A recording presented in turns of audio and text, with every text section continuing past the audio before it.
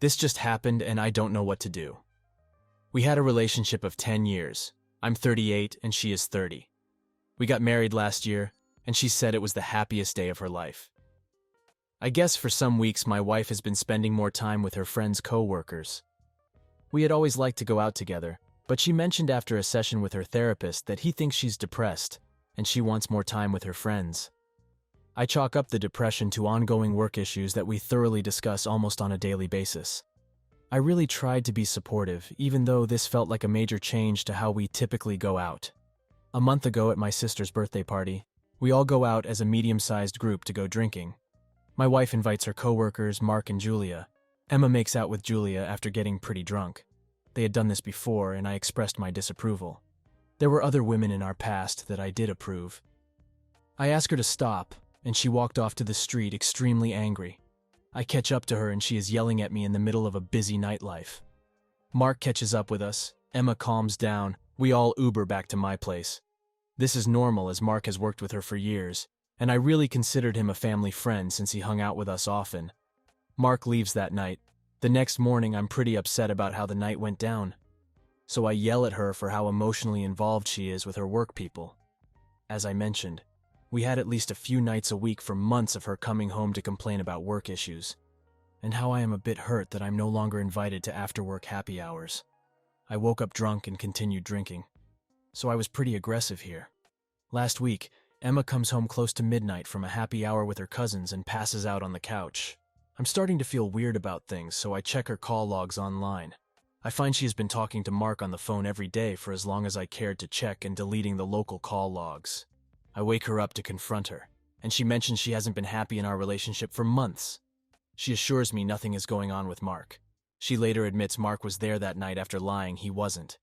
I don't use most social media, so I have access to her Instagram, and I end up checking that where I see messages from Mark, with memes of wanting to be together, loving each other. Again, I confront her about this where she assures me nothing is going on.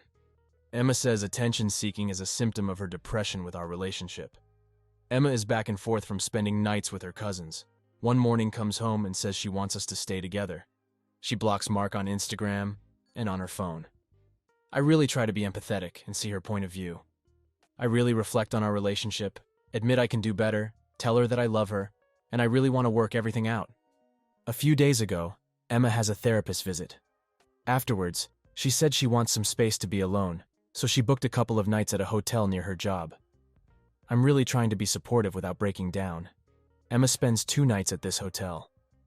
I find her behavior odd with how she is eating by herself and doesn't really talk to me in her room at night. I'm honestly trying to be supportive, but I'm breaking down at this point.